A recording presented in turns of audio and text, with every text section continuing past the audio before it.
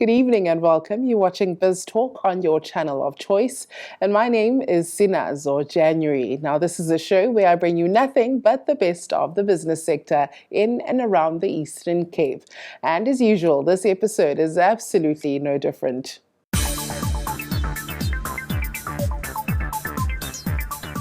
And welcome back from the ad break. If you've just joined us right now, we attended an event that was hosted by the NBI where they were speaking or celebrating rather the collaboration between businesses as well as our Eastern Cape government. So let's go and have a look.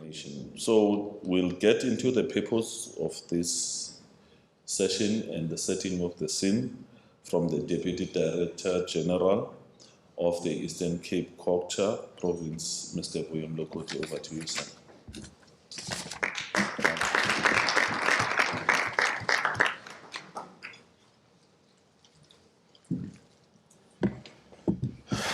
Good afternoon once more. To our partners ranging from DBSA in absentia, the NBI, USAID, PLSA, our participating municipalities that were part of the journey since we started with this project. Both political leadership of the municipalities as well as the technical leadership of the municipalities that were part of this discussion since we began. We may have witnessed this morning as we taught the various sites and critical developments that have occurred, that the partnership has generated quite positive results. As we were touring, for those who were not present with us this morning, seeing the school and seeing the KwaNobuhle site that we visited, one could deduce and conclude that it is indeed beneficial to have this kind of partnerships. I was actually very moved when I listened to the principal of the school when she spoke so passionately about the benefits that have been derived out of the partnership and the contribution made by the various parties. And you could see as she was speaking that she was speaking from the heart. She was speaking with a bit of passion, appreciating the journey since the disaster they had with regard to water and sanitation and leaking taps to the stage where they are now as an improved environment. I was quite impressed when I listened to when I watched our recipients of certificates, our CWP colleagues, were being appreciated for the work that they've done since the project was launched. In many instances, we don't actually appreciate and value the work being done by our participants in the CWP and EPWP environment. It is only when you see the results that you realize that they have a great deal of work to be done, which must be enhanced for them to do better and move towards the maintenance of the work that has been done. And I do see that the school itself requires a bit of work in terms of maintenance of some of the things that are beginning to fall apart. Small as they are, they require a bit of assistance. I was quite impressed when I saw the mentees, particularly the lady who spoke to us in the site that we had at KwaNobuhle, speaking so passionately about the extent to which she has benefited from the mentors. It was quite a very exciting move. So when we assemble in this fashion, we do come together to begin to do a review of the journey that we've traveled so far to see how much ground has been covered. It was quite also very interesting to see that the funders and potential funders were able to see the results of the partnership. And I'm saying that potential funders underline that because as we're sitting here, there are potential funders. There are those who may want to raise their hands after we conclude today that please count us in, don't leave us outside, we're also available. And I can see that there are smiles all around the house in relation to that matter as well. So the whole tour was also meant to appetize, excite, generate a bit of interest on the part of potential funders. And I hope that they did get some kind of an impression that there is nothing lost in the work that we've done throughout. The journey that has been showcased this morning has been founded on some observations that we made in the Eastern Cape over the past number of years. Most of you seated here would know that the Eastern Cape is one of the poorest provinces in the country. We have the most impoverished environments, municipalities that are underperforming, lack of skills, poorly performing in terms of grants expenditure, low revenue base, high unemployment that we have, an increasing indigent register. So there's a great deal of challenges that we have in the province. COVID also did its own dent in relation to multiplying the number of unemployed persons as well in the province. So if you go to municipality, you'll realize that every municipality has a ballooning indigent register, occasioned by a number of things, macroeconomic challenges that we have, including the microeconomic challenges that we have in the Eastern Cape as well. And when we realized that our problems were actually getting beyond our control as a department, we thought it was important for us to begin to seek some kind of partnership with DBSA initially. So we thought DBSA would be the best partner to consult and engage and see how best they can actually assist. And fortunately, they came in very handy to come and assist us. Our partnership extended to NBI, again, in the interest of ensuring that the challenges that we have in the Eastern Cape are actually addressed. And both of us, the partners that we had, as well as our department and our various departments that we have in the province, realized that the skills deficiency in the province cannot be solved by COGTA and OTP and Treasury alone, cannot be solved by DWS alone. They would require all of us to come and make some kind of contribution. One of the limitations we had picked up was poor intergovernmental relations that had contributed towards the poor planning in the Eastern Cape province. With the advent of DDM, we thought that DDM was going to come in very handy to begin to solidify the challenges we had and possibly give us better results in terms of improving on the intergovernmental relations. Our municipalities have one common denominator as a problem: lack of or poor revenue collection, and that cuts across from the metros, the district, to the LMs. And I did mention earlier on about the economic growth and challenges around the macroeconomic challenges. So in our focused attention and our agreement in terms of what we wanted to do, we then thought it's important that we must focus on a few areas. We thought it was important for us to look at the infrastructure development and maintenance as one aspect that must be attended to. We thought it was important for us to look at specialist transformation as well. We actually ticked that box as well. We also felt that it was important for us to look at financial management after having observed all the challenges we have in the Eastern Cape. But also realize that while we have all those focus areas, NBI must come in to begin to lobby the private sector institutions to come in and provide the necessary resources where they can to capacitate our institutions and to capacitate our own employees where it is necessary. So what we did was then saying that with all those kind of agreed deliverables and focus areas, we then felt what are the areas that we want to focus on. We then tabulated the things that must be done by DBSA, by NBI, by ourselves, and we said, one, government does not have adequate funding. It cannot and it will never have adequate funding. And it's important that we must leverage resources from outside the state and get other options to begin to fund infrastructure maintenance and development for the municipalities in the Eastern Cape.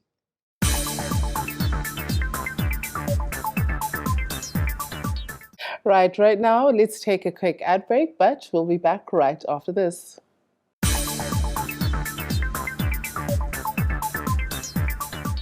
And welcome back from the ad break. If you've just joined us right now, we attended an event that was hosted by the NBI where they were speaking or celebrating rather the collaboration between businesses as well as our Eastern Cape government. So let's go and have a look. The visit to the school this morning and I think the visit to the pump station also showed that the importance of skills development, which is embodied in just about everything we do. It's a pity that the executive mayor is not here, that he could once again more eloquently explain to you exactly the predicament we're in, but what's being done. In Retief Odendaal, we have an exemplary leader. He spends half his week in the informal areas, ensuring that our services reach each and every resident of the metro. Unfortunately, that has not always been the case, so there is a huge task ahead. But I think with the assistance of the city manager, who is really coming to the fore at the moment, the projects are coming to fruition, and we are getting to each and every resident that we can.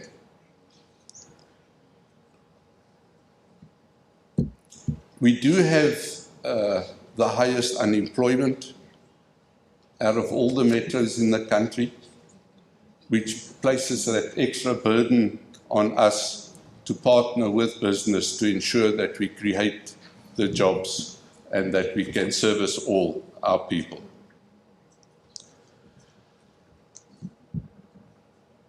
Besides the money that has been spent, a number of the projects that you heard about this morning at the pump station as well has come to fruition. The boreholes, Mr. Martin touched on, about the 4 or 5 big borehole projects that has come around.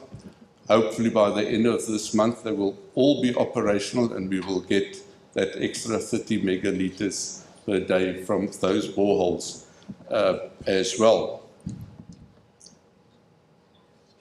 We are constantly being reminded about our water leaks, which is a challenge. But since the beginning of this year, we've fixed more than 7,500 water leaks already under the leadership of Mr. Joseph Chatsiri. Okay, Program Director, to assist you, to not stand between you and lunch.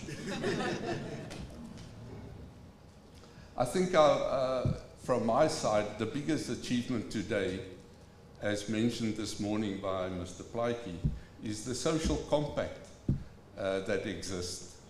This compact that shows the working together of all 3 spheres of government, business, NGOs, and we have a multinational aspect as well, represented by the Consul General and USAID. It shows how everybody can come together, can work together and assist in time of need. And we really are in a time of need in our metro. For those that went to the school visit this morning, I'm sure you were just as impressed as I was. As the political head for water in the metro, it's embarrassing to say I wasn't aware of that program. So it was doubly impressive for me to be there this morning to see what's being done. So I want to say once again, congratulations to those that got certificated this morning.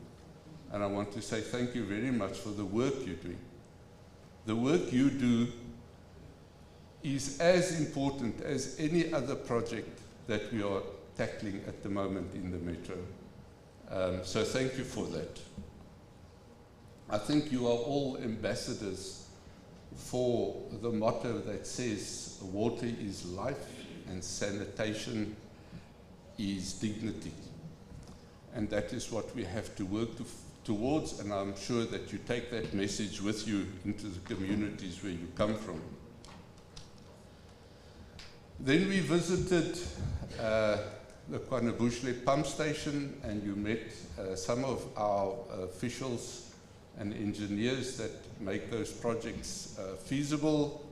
It's one of few projects that have been implemented over the time. I think we were all impressed with Sisipo's eloquency this morning, and someone said that they're impressed with how brave she is. You must see how brave she is when she has to face the angry EMEs on a weekly basis.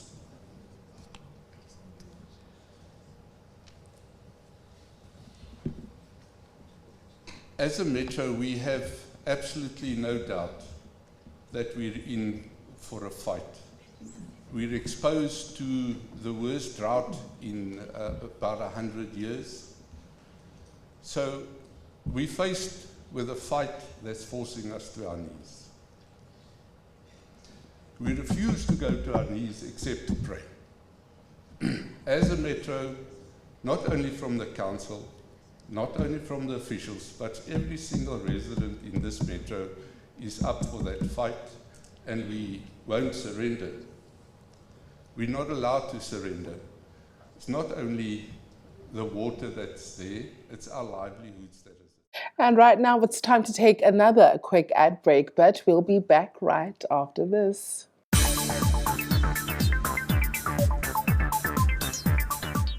And welcome back from the ad break. But right now we still have more for you, where we were coming to you live from the Radisson Blu. Let's go and have a look.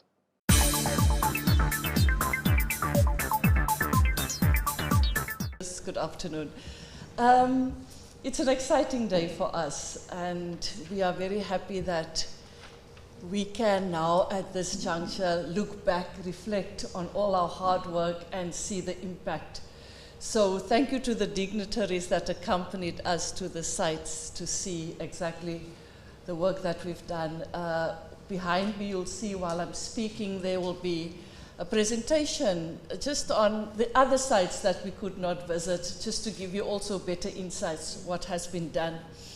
Let me just also take this opportunity to offer an apology for my CEO. She had to leave. Her flight is about to leave, so please accept her apology. She's been in the office for 1 week only.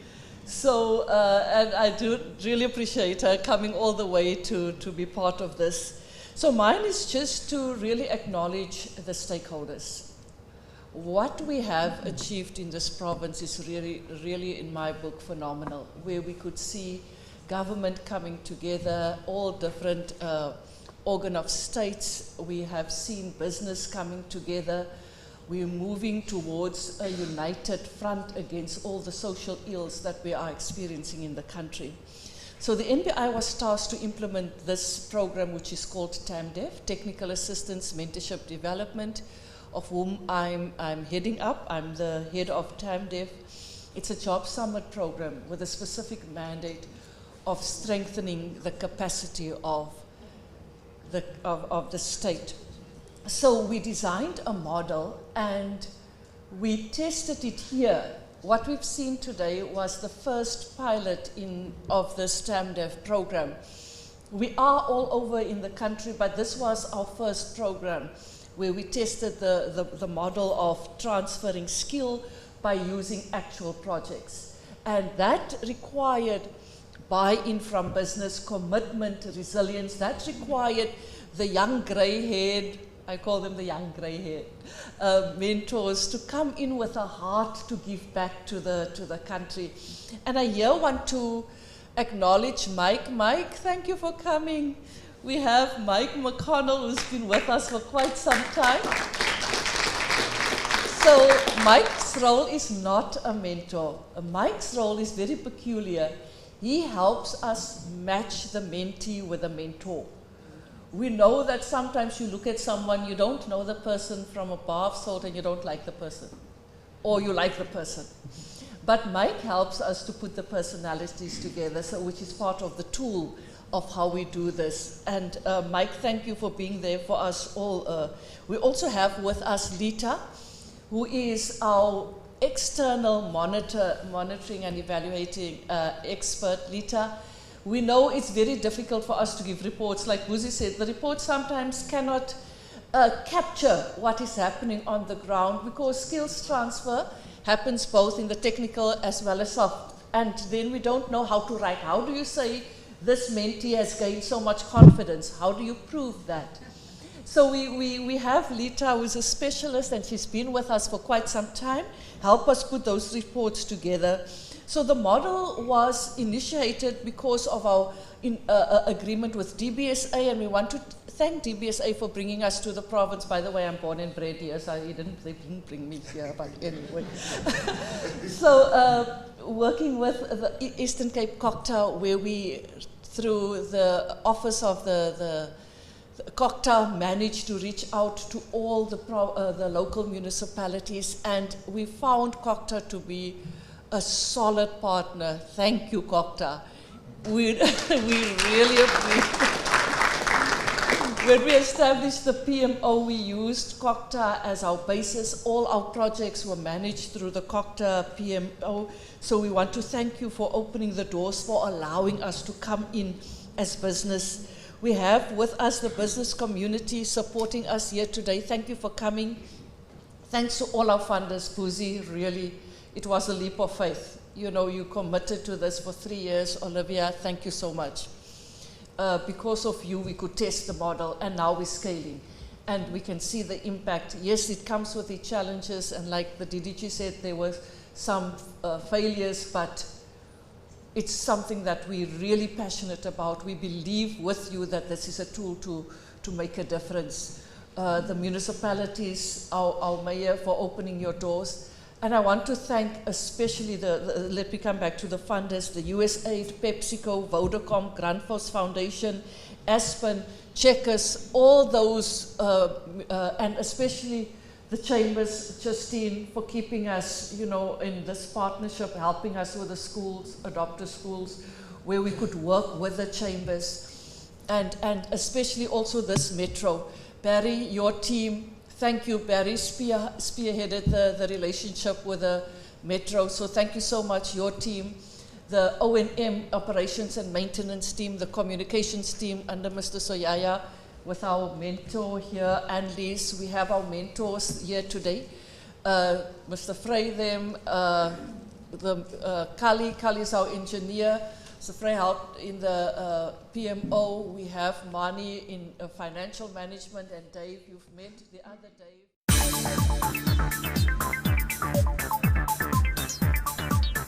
And unfortunately, that is all that we have for you for tonight. So from myself, Sinazo January, and the rest of the MPK crew, it is good night.